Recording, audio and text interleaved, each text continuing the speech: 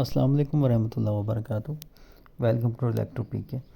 آج کچھ ٹاپک سے ہٹ کر ویڈیو جو ہے میں یہ بنا رہا ہوں، تو اس کے اندر مجھے بہت حیرانی ہوئی کہ میں نے ایسے بیٹھے بیٹھے ایک ذہن میں سوال آیا، میں نے چیٹ جی پی ٹی پہ ڈالا اور اس کا آنسر کیا ہے میں آپ کو بتانے لگا ہوں۔ وہی جواب جو چیٹ جی پی ٹی نے دیا، یہی ہم لوگوں سے کہتے تھے جب ہم دوستوں میں بیٹھے ہوتے تھے یا کسی کو کہتے تھے کہ یار ایسے ایسے کرو، یہ جو باتیں بتاتے تھے تو ہمیں کہتے تھے نہیں تم وہابی ہو، تم اہل حدیث ہو، تمہاری بات نہیں سننی، فلاں فلاں ہیلے بہانے کرتے تھے۔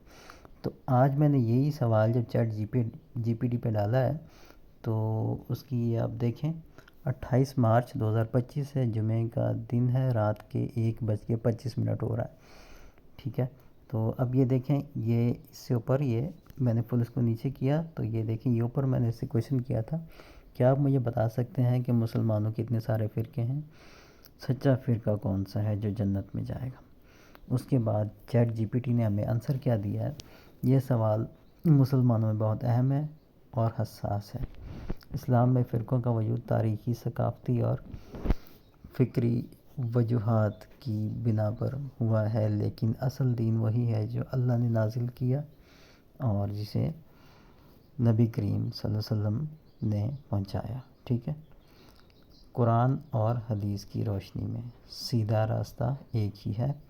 اللہ تعالیٰ قرآن میں فرماتا ہے، سورہ عمران کی آیت نمبر انہوں نے یہ دی ہے، تو یہ آیت نمبر 103، اور سب مل کر اللہ کی رسی کو مضبوطی سے تھام لو اور تفرقہ مت ڈالو، ٹھیک ہے، یعنی کہ فرقے الگ الگ گروہوں میں مت بٹو۔ اور اس کے بعد حدیث نے پیش کی ہے، اس نے نبی کریم صلی اللہ علیہ وسلم نے فرمایا، میری امت کے 73 فرقے ہو جائیں گے، ان میں سے ایک جنت میں جائے گا۔ صحابہ نے پوچھا وہ کون سا ہوگا؟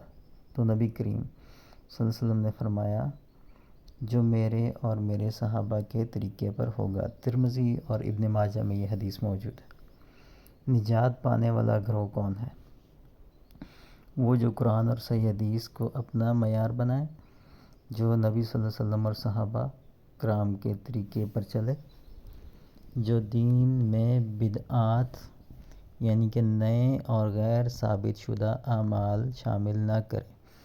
یہ ایسی بات کہی ہے چیٹ جی پی ٹی نے جو ہمارے جو اس دور کے مولانا ہیں، بڑے بڑے پگڑیاں باندھی ہوئی ہیں سر کے اوپر انہوں نے، ان کے دماغ میں یہ بات نہیں گھستی بدعات والی، جو یہاں پہ ہمیں ایک اے آئی سافٹ ویئر جو ہے وہ یہ بتا رہا ہے، لیکن یہ ہمارے انسانوں کے دماغ میں نہیں گھستی کہ بدعات جو دین کے اندر شامل کی جاتی ہیں، نئے اور غیر ثابت شدہ اعمال، یعنی کہ جو قرآن اور حدیث سے ثابت نہیں ہیں وہ اعمال ہم کریں ثواب کی نیت سے تو اسے بدعت کہا جاتا ہے، تو وہ بھی اس نے بتایا۔ اس کے بعد جو فرقہ واریت سے بچے اور صرف اسلام پر عمل کرے، ٹھیک ہے۔ نتیجہ اس میں دیکھیں کیا نکلتا ہے کہ سچا اسلام وہی ہے جو نبی اکرم صلی اللہ علیہ وسلم اور صحابہ کرام کا طریقہ تھا۔ کسی مخصوص نام یا فرقے کو نجات دہندہ کہنا درست نہیں، بلکہ جو قرآن و سنت پر عمل کرے گا وہی کامیاب ہوگا۔ ہمیں چاہیے کہ فرقہ بندی سے بچیں اور صرف اسلام کے اصل پیغام کو اپنائیں۔ تو اسلام کا اصل پیغام کیا ہے کہ ہم قرآن اور صحیح حدیث پہ عمل کریں، جس طرح سے نماز کا طریقہ ہمیں حدیث کے اندر ملتا ہے اسی کو اپنائیں، اور جو علماء کے اپنے اپنے جو گروہ بندیاں بنائی ہوئی ان سے بچیں، پیروں فقیروں سے، اور ان کی باتیں نہ مانیں، اور بلکہ خود ہمیں ریسرچ کرنی چاہیے اسلام پہ، قرآن اور صحیح حدیث کو لے کے۔ السلام علیکم ورحمۃ اللہ۔